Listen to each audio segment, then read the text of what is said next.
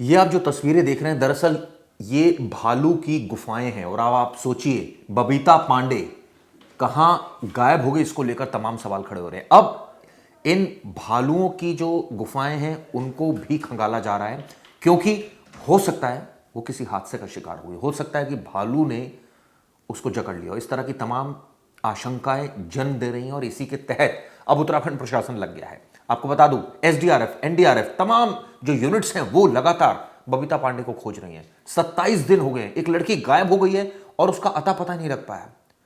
मां बाप परेशान हैं और उसके दोस्तों से भी पुलिस ने पूछताछ की। लेकिन अब आप ये गुफाएं देखिए। पहले सबसे पहले आपको बता दूं, ये जो गुफाएं हैं भालुओं की संभावित गुफाएं इसको कहा जा रहा है। मतलब हो सकता है भालू रहते हैं, और दुर्गम स्थानों की भी अब तलाशी ली जा रही है। इसके अलावा ये आप झील देख रहे हैं, इस झील को भी अब खाली किया जा रहा है।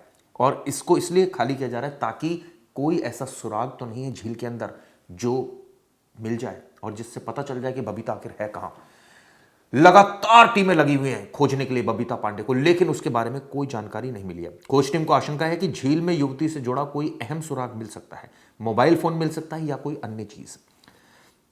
लगभग 7.5 फीट गहरी है ये और करीब 50 मीटर से अधिक चौड़ी है। ये जो झील है इसका पानी निकालने का निर्णय लिया गया और आप सोचिए, वाटर पंप लगा दिए गए, इसका पानी निकाला जा रहा है ताकि क्या पता कोई सुराग मिल जाए।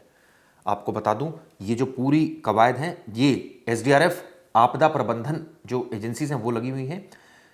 अब आसपास के क्षेत्रों में कहां कहां, पहले आपको बता दूं, सर्च ऑपरेशन चल रहा है आसपास के क्षेत्रों में, जंगल में, खाइयों में, और जो कठिन भूभाग है यानी कि संभावित गुफाएं हैं और जो अलग अलग कठिन भूभाग है वहां भी तलाशी ली जा रही है। कोई ऐसा सुराग मिले जिससे कुछ तो पता चले आखिर लड़की गई कहां। कहीं ऐसा तो नहीं कि वो खुद ही भाग गई हो, इस तरह की आशंका भी जन्म दे रही है। लेकिन कहां भागेगी, किसी ने देखा क्यों नहीं, आखिर इतने दिनों तक अगर भागी है तो वापस क्यों नहीं आई। बहुत सारे सवाल हैं जो अभी तक लगातार बने हुए हैं।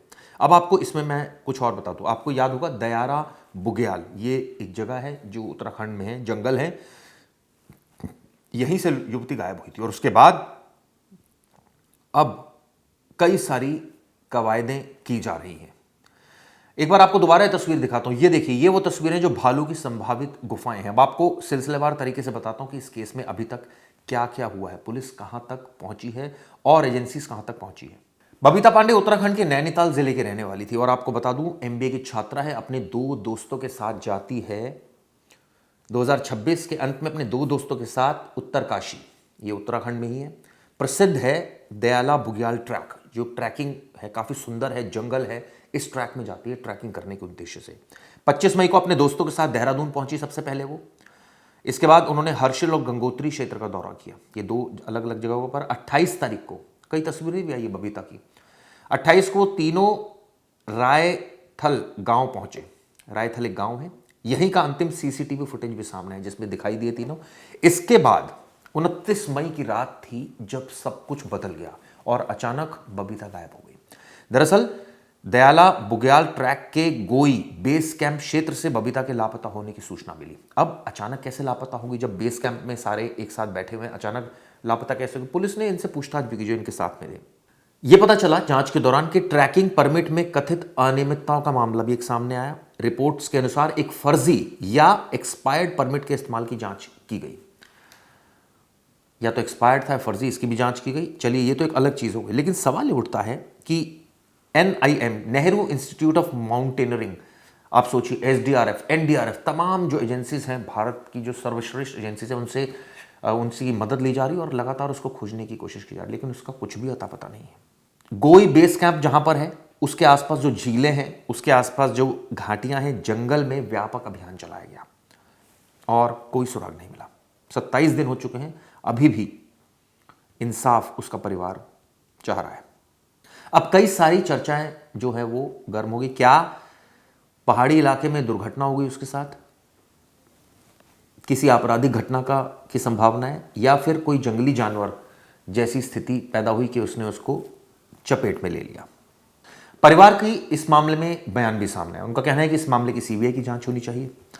आप ये बताइए कि इतने दिनों से अगर एजेंसीज खोज नहीं पा रही हैं और आप झील, दुर्गम क्षेत्रों में डीप डाइविंग डाइव सर्च अभियान चल रहा है और लगातार कोशिशें की जा रही हैं कि कहीं तो कुछ तो सुराग मिले, लेकिन नहीं मिल पा रहा है। लेकिन जो ताज़ा अपडेट है वो ये बताने के लिए काफ़ी है कि अब हालात काफ़ी क्रिटिकल है और यही वजह है कि एजेंसीज चाहती है कि कोई भी ऐसी चीज़ ना हो कि कल को उनके ऊपर सवाल खड़ा हो, इसलिए एक एक चीज़ का सर्च किया जा रहा है। जाहिर है इसमें वक्त भी लगता है और ऐसे में संसाधनों का भी इस्तेमाल किया जाता है। चलिए उम्मीद करते हैं इस मामले में कुछ तो सुराग मिलेगा। बबीता जिंदा है या उसकी मौत हो गई है या क्या हुआ है ये तो पता चले। हालांकि हम चाहते हैं, क्राइम तक परिवार पूरा चाहता है कि बबीता ठीक हो, सही सलामत हो, लेकिन कुछ तो खबर आए और प्रशासन इसको लेकर कोई तो जजमेंट दे, कुछ तो बताए, क्योंकि कई सारी ऐसी चीज़ें जिसको लेकर अभी भी जांच जारी है। और ऐसे में ये कहना कि उसके साथ ऐसा हो गया, ऐसा हो गया, ऐसा हो गया, कयासों के अलावा भी कुछ नहीं है, क्योंकि जब तक कुछ ठोस चीज़ सामने नहीं आती तब तक कुछ नहीं कहा जा सकता। आपको एक चीज़ और बताता हूँ, सवाल बहुत सारे उठे हैं। दरअसल 29 मई को वो गोई बेस कैंप में थी, उसके दोस्त भी थे और दोस्तों के मुताबिक बबीता रात के समय कैंप से गायब हो गई और उसका कुछ नहीं आता पता चला। ये कैसे संभव है, रात के समय कोई लड़की गायब हो जाए? क्या कैंप में कोई जानवर घुस गया, क्या वो भाग गई, या कई ऐसी चीज़ें जिसको लेकर अभी भी जांच की जा रही। क्या ये दोनों दोस्त उसके झूठ तो नहीं बोल रहे, इसकी भी जांच की जा रही है। बहुत सारी ऐसी आशंकाएं जो अभी भी फ्लोट कर रही हैं और कैंप से गायब होने का जो रहस्य है वो भी तक बरकरार है। चलिए, इस मामले के आगे जो इन्वेस्टिगेशन है वो भी चल रही है, आगे इसकी जांच कहां तक पहुंची भी बताता हूं आपको।